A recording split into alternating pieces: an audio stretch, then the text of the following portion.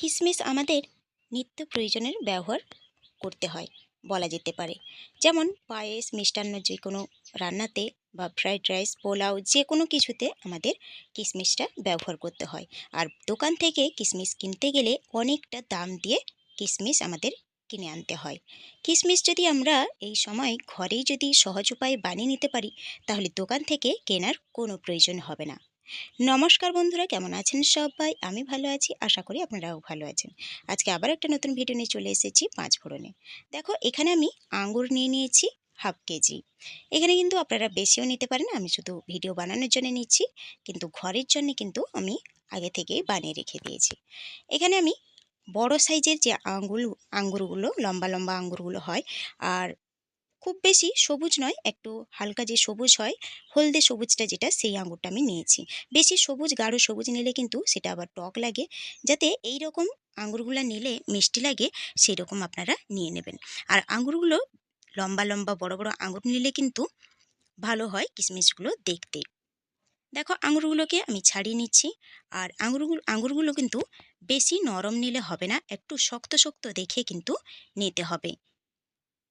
আঙুরগুলোকে ছাড়িয়ে নিচ্ছি। আর আঙুরগুলোর মধ্যে যে পচা পচা বা খারাপ আঙুরগুলো, নরম খারাপ আঙুরগুলো আছে, সেগুলো আমি বাদ দিয়ে দেব।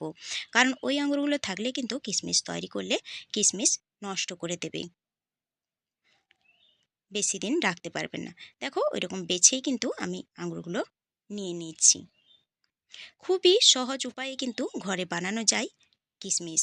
আমরা কিন্তু জানি না, তাই বানাতে যাই না। কিন্তু আমি আমার এই ভিডিওটা যদি আপনারা দেখেন, তাহলে পুরোপুরি আঙ্গুর বানানো শিখে যাবেন। ঘরেই আপনারা খুবই ইজিলিভাবে আঙ্গুর তৈরি করে নিতে পারবেন। দেখো, বেছে নিয়েছি। ভালো করে কিন্তু দেখে নিতে হবে কোনটা নরম আর কোনটা পচা আছে, সেটা কিন্তু দেখে নিতে হবে।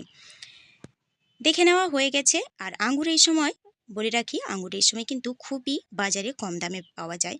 আঙ্গুর যদি আমরা খুব কম দামে কিনে যদি কিশমিশ বানিয়ে নিতে পারি ঘরে, তাহলে কিন্তু বাজার থেকে আর বেশি দাম দিয়ে কিশমিশ কেনার কোনো প্রয়োজন হবে না। দেখো, কিশমিশগুলোকে আমি বেছে নিয়েছি। এবারে কিশমিশগুলোকে ধুয়ে নেব। তার জন্য একটা বড় পাত্রে আমি জল নিয়ে নিয়েছি। এবারে ভালো করে কিন্তু আঙুরগুলোকে ধুয়ে নিতে হবে। আঙুরগুলো ভালো করে ধুয়ে আমি একটা থালাতে তুলে নিচ্ছি। আমি কিন্তু দেখো, এই জলটা কিন্তু ঘোলা বেরিয়েছে। আবারও একবার কিন্তু জল পাল্টে আমি আঙুরগুলোকে ধুয়ে নিয়েছি। দেখো কতটা নোংরা বেরিয়েছে। আঙুরগুলো ধোয়া হয়ে গেছে। এবারে আমি এইরকম ছিদ্রযুক্ত থালা নিয়েছি। কিশমিশ বানাতে গেলে কিন্তু এইরকম ছিদ্রযুক্ত থালা বা এরকম স্ট্যান্ড দরকার হয়। এই দুটো জিনিস কিন্তু থাকলে ইজিলি আমরা ঘরেই বানাতে পারবো।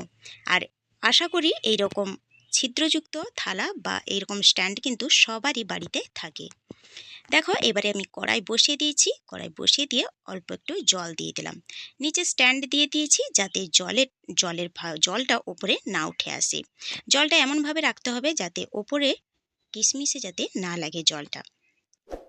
এবারে ছিদ্রযুক্ত থালাটা বসিয়ে দিয়ে আমি আঙুরগুলো কিন্তু পাতিয়ে নিচ্ছি। একবারেই দিয়ে দেবো, যেহেতু থালাটা বড় আছে, তাই আমি একবারেই সমস্তটা দিয়ে দিলাম। আপনাদের যদি থালাটা ছোট থাকে, সেক্ষেত্রে দুবারও করে নিতে পারেন।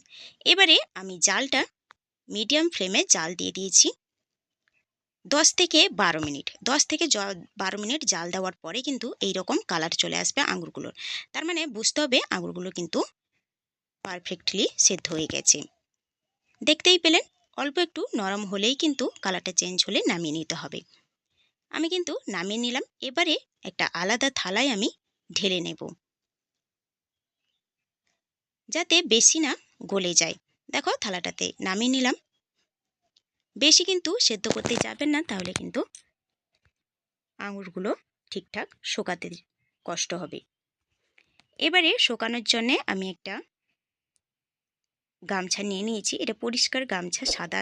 আপনারা চাইলে ধুতি টুতি যদি থাকে বাড়িতে, পরিষ্কার রঙিন কাপড় কিন্তু নিতে যাবেন না, তাহলে সেক্ষেত্রে আঙুরগুলো রং ধরে যাবে। চেষ্টা করবেন সাদাযুক্ত কাপড় নেওয়ার। সাদা কাপড় হলে ভালো হয়।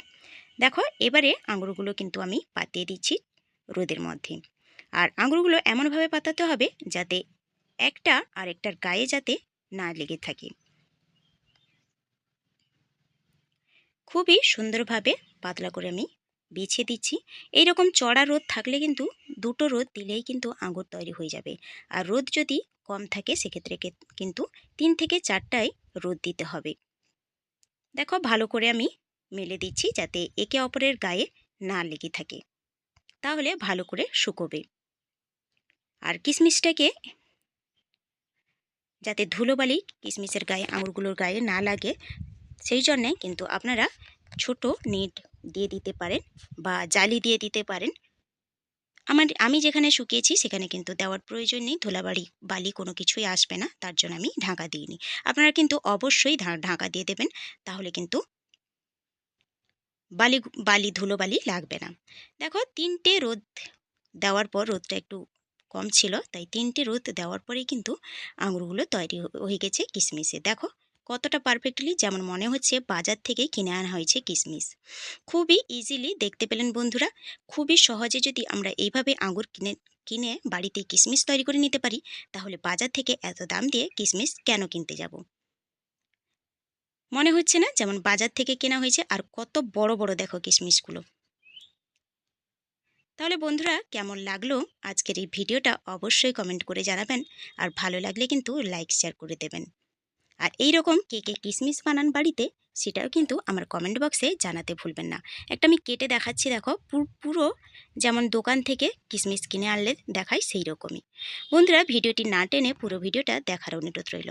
আর আজকের ভিডিওটা যদি ভালো লাগে তাহলে লাইক, সাবস্ক্রাইব এবং আমার চ্যানেলটিকে নতুন বন্ধু হলে সাবস্ক্রাইব করে নেবেন। তাহলে বন্ধুরা আজকে এই পর্যন্ত, চলুন নতুন কোনো পরবর্তী ভিডিওতে দেখা হবে। Thanks for watching my video.